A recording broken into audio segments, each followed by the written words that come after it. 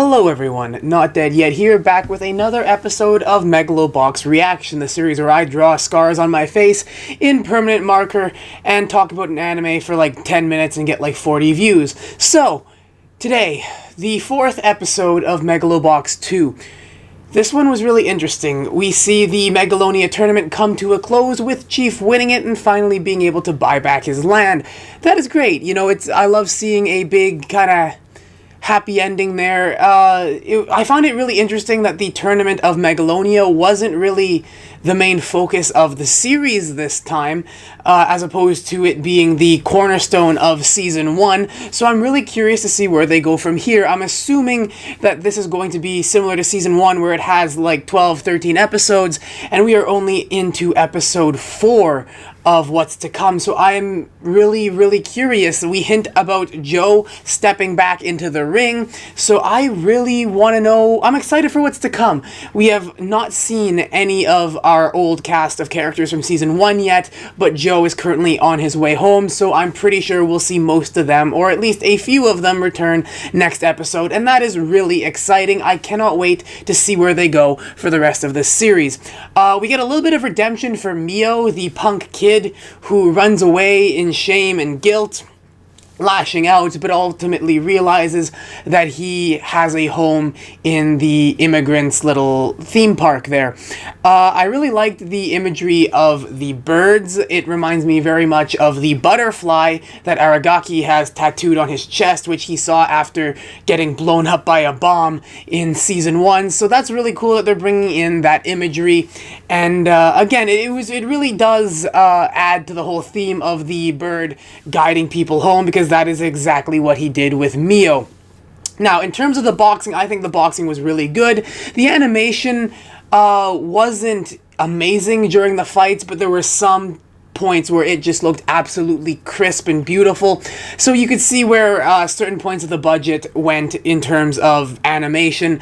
One thing I would like to talk about in this episode, though, is the kind of racist dude that Chief ended up fighting, because there's something I really like about him, and it's what he did in the middle of the fights, how he kept saying all these racist things to piss off Chief, because that is a very valid boxing strategy. No, not being racist, but saying whatever you need to say in order to piss off your opponent. There is a reason why counterpunchers have such bold and brash personalities. It's also one of the reasons why I am so good at slinging insults around, because if you can piss your opponent off, you've already won the fight. And there are a ton of examples of this. Conor McGregor is one of the most well-known ones, probably in modern history, like modern times, but in boxing specifically, we have people like Tyson Fury, Deontay Wilder, and in previous history, Muhammad Ali, and people like Roberto Duran. All of them would say outrageous and incredibly offensive things to their opponents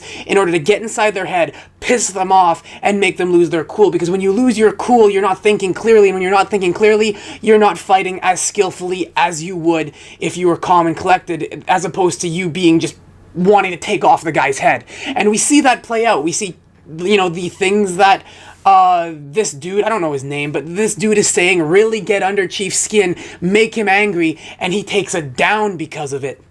And he throws him onto the mat and takes a foul because of it.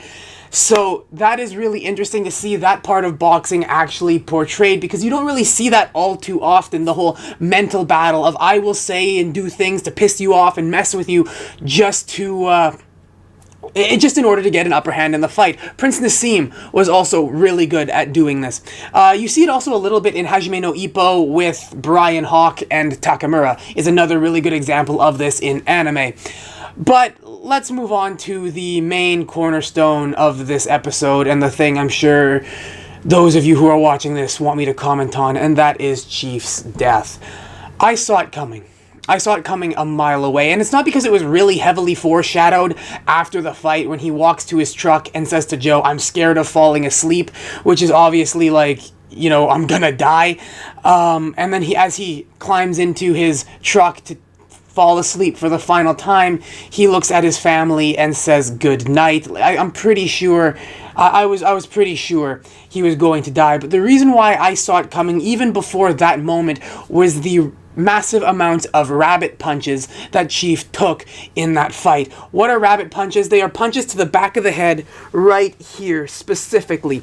And Chief took a lot of punches to that area of the head, and there's a reason why people in combat sports are not allowed to punch there.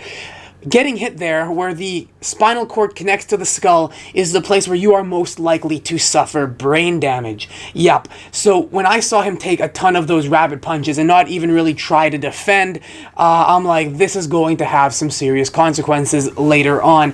Which is really interesting because there is characters in Ashtano Joe that suffer similar fates to this. I'm not going to say exactly what the fates are. They may have died, they may have not, or they may have suffered other things.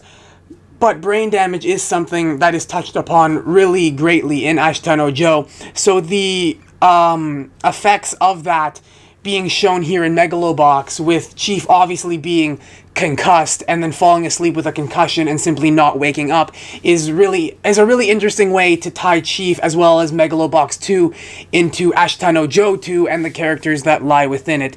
I think it's rather tragic, but I think it's also kind of a bittersweet send-off to the character of Chief. I think it's rather fitting for everything he symbolized and everything he talked about, for him to achieve his dream and kind of go out on top. He talked to Joe about how scared he was to wake up and realize it was all a dream. Well, now he never has to worry about that again.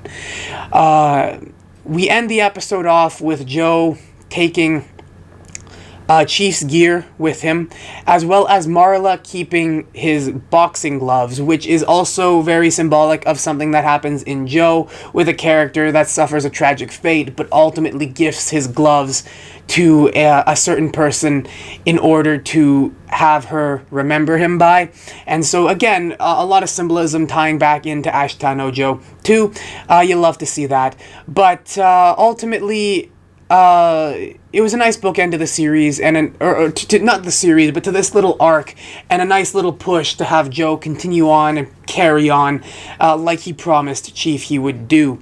So that's really all I have to say for this review. There's nothing really too special about it, as opposed to just kind of wrapping everything up with the immigrants in a nice little bow. I hope we do see them again, maybe in the final fight of this season when Joe probably steps back into the ring. I'm going to guess that he's going to end up fighting the person that Yuri is now training, is my guess, but we don't know. We never know. Who knows? I thought Chief would be sticking around for the entire season, and he's dead in episode 4. But unlike Chief, I am not dead yet, and neither is Joe, and if you are not either, there is always a tomorrow waiting for you, me, and Joe himself.